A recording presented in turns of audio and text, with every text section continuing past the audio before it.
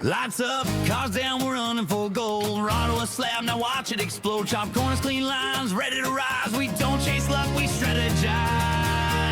Super Slabs Collecting, turn cardboard into legends. Like and subscribe, let's ride. If you gave a bunch of beginners $500 to start flipping sport cards, they'd probably lose it. Not because the hobby is impossible, but because they start with the wrong strategy. So in this video, I'm going to show you exactly how I would turn 500 into 1,000 flipping slabs if I had to start over today. The first thing we need to do is define the goal. Because at 500, the goal is not what most beginners think it is. The goal is not buying one $300 or $400 raw card and hoping it turns into a PSA 10. Why not? Because the reality is you're going to make mistakes. Hopefully we minimize them, but when you're starting out, that's part of the process. And we can't risk the entire bankroll on one or two big swings. Flexing a high-end slab is fun. It's exciting. You get a rush when you sell something for a huge profit. And we'll get there. But right now, think of 500 like being a small fish in a very big ocean.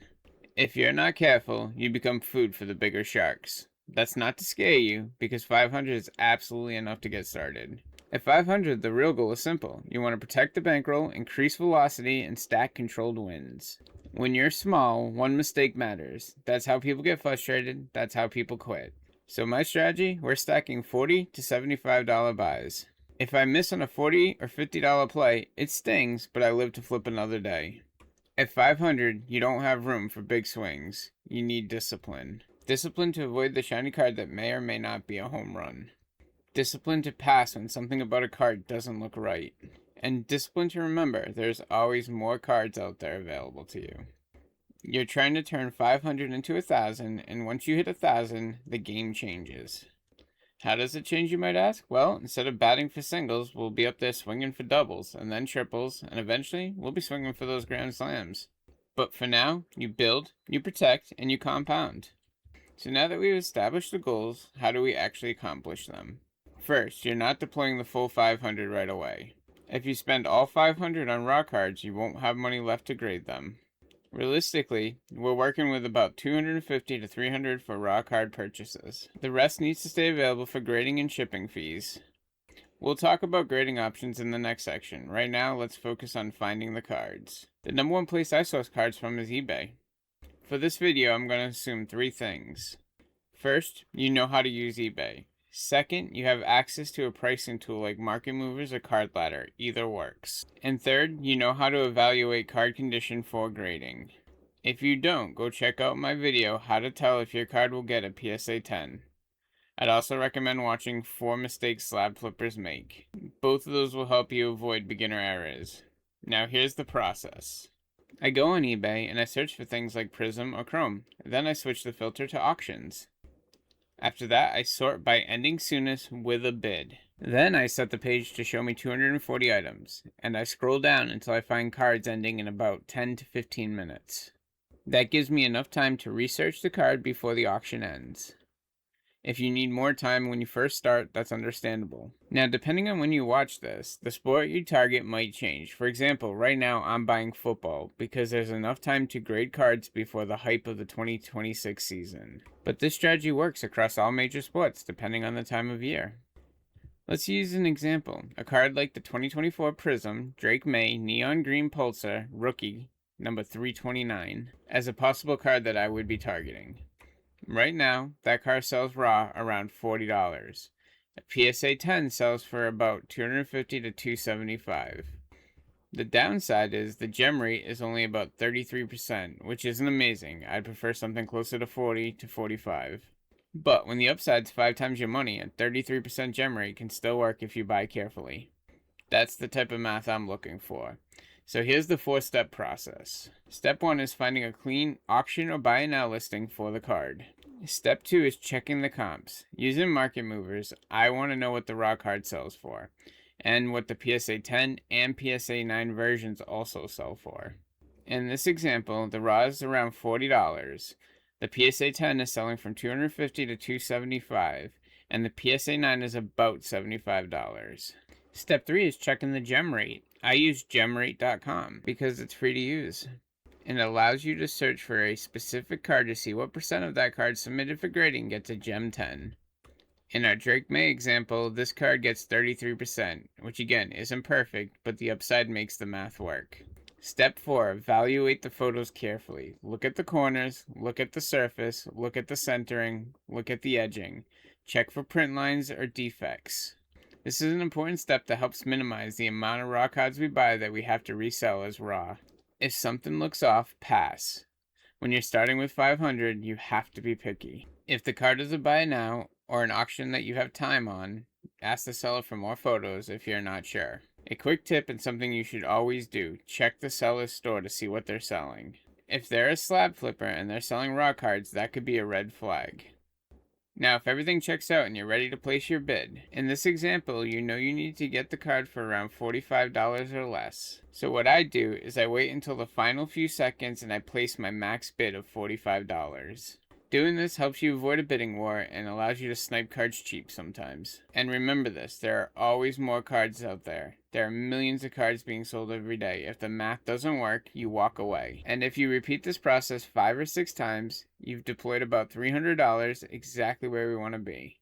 The reason I chose Drake May as an example, besides being a Patriot fan, is because I wanted a card that already has real demand. You want to look for modern rookies, established young stars, quarterbacks, elite NBA guards, MLB players with real performance. And stick with strong brands, Prism, Optic, Select, Topps Chrome, Bowman Chrome. Cards people are actively searching for. The key is this, I want cards where a 10 is great, a 9 is still workable, and worst case, I can liquidate without getting crushed. Because at this stage, we're not chasing lottery tickets, we're building a repeatable system. Liquidity over hype, condition over excitement, math over emotion. Because the moment emotion enters the process, that's when the sharks smell blood. Now, let's talk about grading. Most of the time, I'm still going to use PSA 10. If the upside is 5 to 1, like the Drake May example we talked about, that's usually a PSA play. PSA still commands the highest value in the market, so when the upside is big enough, I want the premium slab. But not every card is a 5 to 1 opportunity. Sometimes you're looking at something more like 3 to 1. Still good, still profitable, but now the grading decision becomes more interesting. Because this is where a company like CGC can make sense. Right now, CGC grading is $18 per card with a 20-day turnaround, while PSA entry-level submission value tier is $32 per card and a 75-day turnaround. Essentially, you can submit 2 cards for the price of 1 to CGC and get it back in 20 days, less than a month. That difference is huge when you're working with a $500 bankroll, because time in this hobby is money.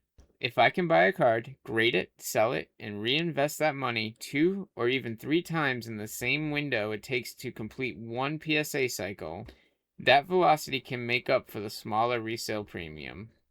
That's the trade-off. PSA gives you the premium sale price, CGC can sometimes give you speed and efficiency.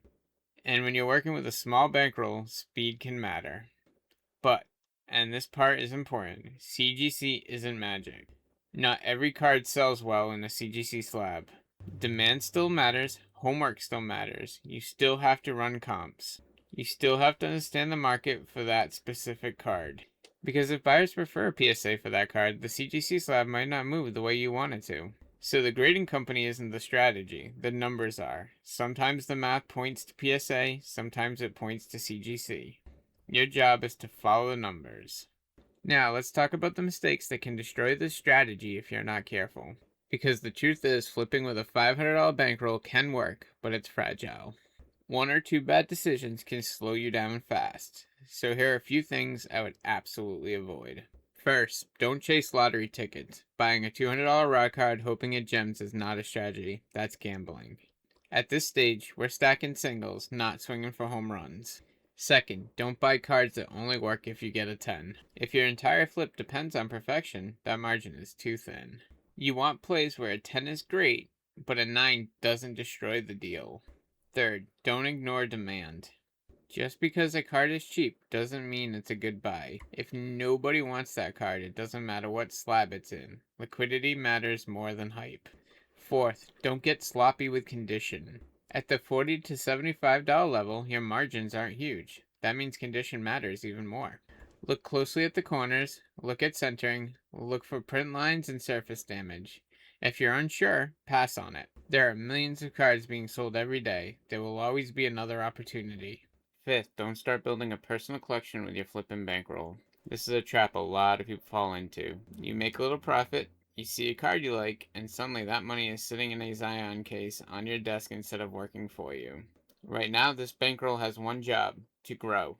If you start pulling cards out to keep, or start building a PC with it, you're slowing the entire process down. Keep your flipping bankroll separate. Let it keep moving, let it keep working for you, let it keep compounding.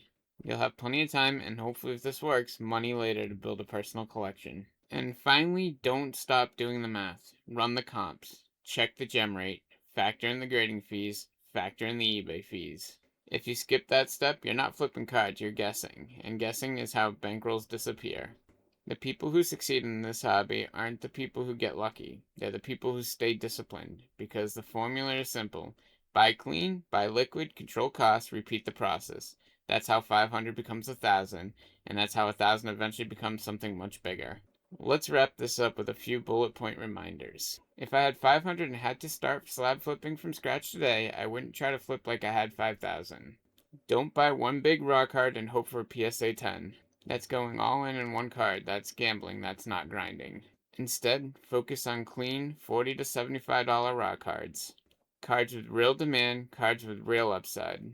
Deploy about 250 to 300 at a time. Keep money available for grading and focus on stacking small controlled wins. Sometimes that means using PSA for the bigger premium. Sometimes that means using CGC for the lower cost and faster turnaround.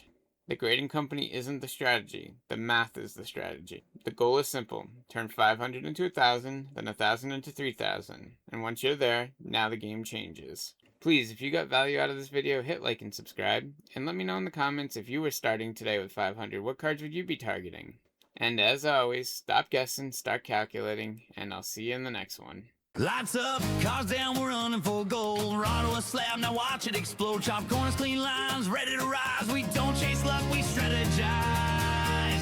Super Slabs Collecting, turn cardboard into legends. Like and subscribe, let's ride.